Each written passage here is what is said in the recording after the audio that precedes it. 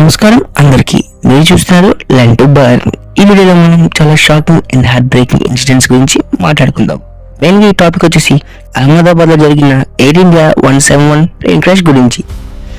ఇది ఒక modern day aviation tragedy. చాలా మంది ప్రాణాలు కోల్పోయారు, కానీ ఒక మిరాకిల్ సర్వైవర్ కూడా ఉన్నారు. స్టోరీ మొత్తం investigations, details and black box analysis అన్ని చెప్తాను. సో ఈ వీడియోని స్కిప్ చేయకుండా చూడండి.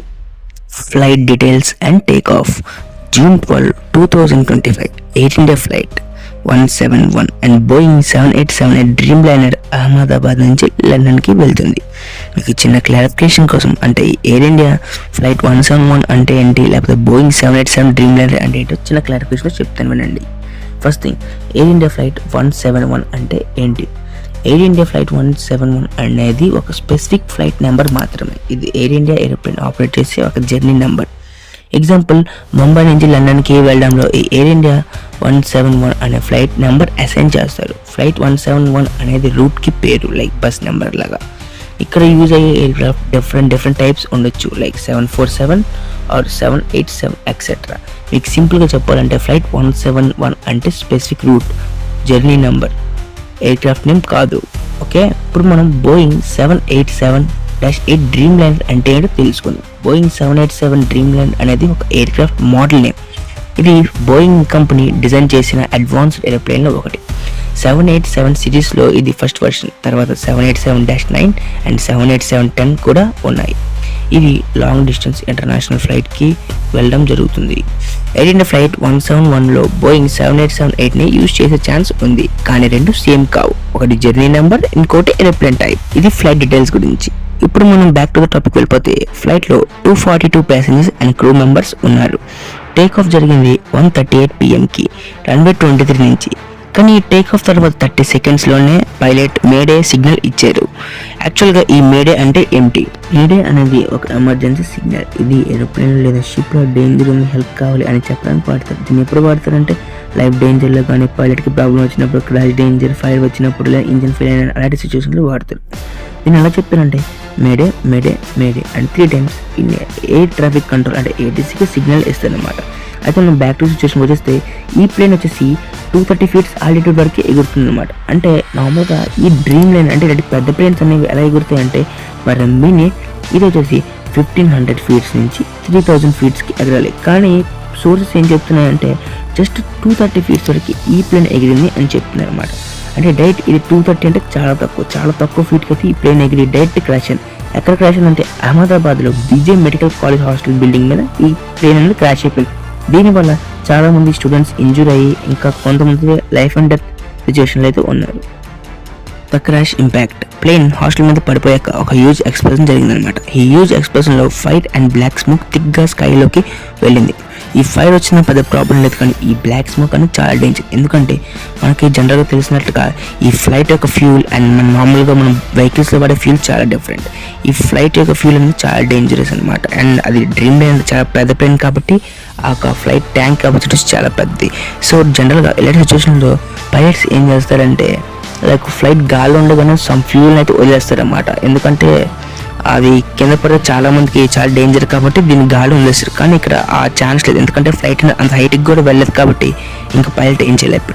సో ఆ ఫైర్ వల్ల ఈ ఫైర్ అండ్ ఈ ఫ్యూల్ రియాక్ట్ అవ్వడం వల్ల ఆ బ్లాక్ స్మోక్ అనేది వచ్చింది. సో ఎక్స్ప్లోజన్ అనేది చాలా పెద్దగా అయిందనమాట.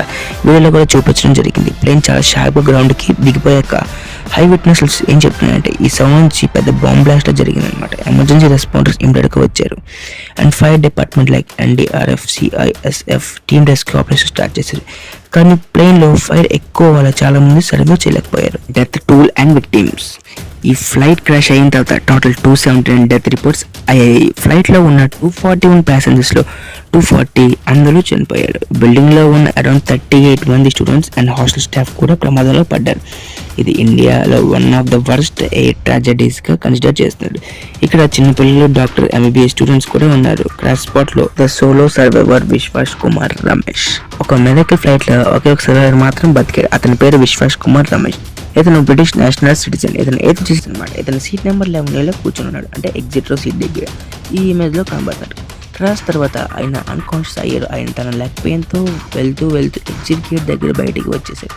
డాక్టర్స్ చెప్పడం ఏంటంటే తన ఎగ్జిట్ రో సీట్ అంటే లో fuel load and crash angle వల్ల ఆయన సర్వైవ్ అయ్యారు. ఆయన చెప్పడం ఏంటంటే I saw the entire cabin burning, people screaming but I was stuck, then I crawled out. Aircraft details and technical fault.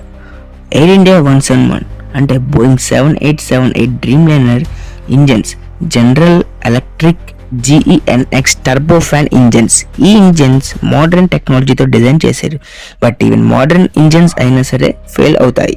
Black box డేటాలో రివీల్ అయింది ఏంటంటే డ్యూయల్ ఇంజన్ పవర్ లాస్ జరిగింది, అంటే బోత్ ఇంజన్స్ 20 సెకండ్స్లో పవర్ లాస్ అయ్యాయి. RAM air turbine active అయింది, అంటే ఈ ప్లేన్ ఎమర్జెన్సీలో ఉంది అని ఇండికేషన్ అనమాట.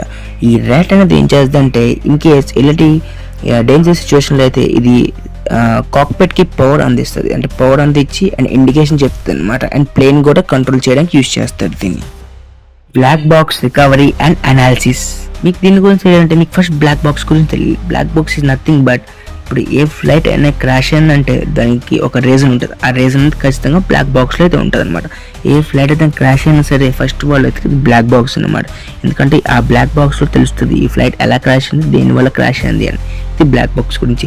అయితే క్రాష్ తర్వాత 28 అవర్స్లో ఫ్లైట్ డేటా రికార్డర్ అంటే FDR అండ్ రికవరీ చేశారు. అండ్ 4 days తర్వాత కాక్పిట్ వాయిస్ రికార్డర్ CVR కూడా దొరికింది అనమాట. ఈ FDR CVR అంటే కన్ఫ్యూజ్ అవ్వకండి. ఈ బ్లాక్ బాక్స్ అని 2 types, ఒకటి FDR అంటే CVR flight data recorder and cockpit voice recorder. ఈ ఫ్లైట్ డేటా రికార్డర్ అంటే ఏం చేస్తుందంటే ఇది ఫస్ట్ థింగ్ మీకు ఈ ఏరోప్లేన్లో ఇది లాస్ట్ ఉంటుంది అనమాట. అండ్ CVR అంటే కాక్పిట్ వాయిస్ రికార్డర్ అనేది ఫస్ట్ ఉంటుంది. ఈ కాక్పిట్ వాయిస్ రికార్డర్ అనేది ఏం చేస్తుందంటే pilot conversations and pilot ATS ఎలా మాట్లాడారు ఆ కన్వర్జేషన్స్ అన్ని కూడా ఈ CVR రికార్డ్ చేస్తే, అండ్ ఈ FDR ఏం రికార్డ్ చేస్తుంది అంటే ఫ్లైట్ ఇంజిన్ ఫెయిల్యూర్స్ కానీ టర్బైన్ ఎలా వర్క్ అవుతుంది మొత్తం ఫ్లైట్ కండిషన్ ఈ FDR రికార్డ్ చేస్తుంది.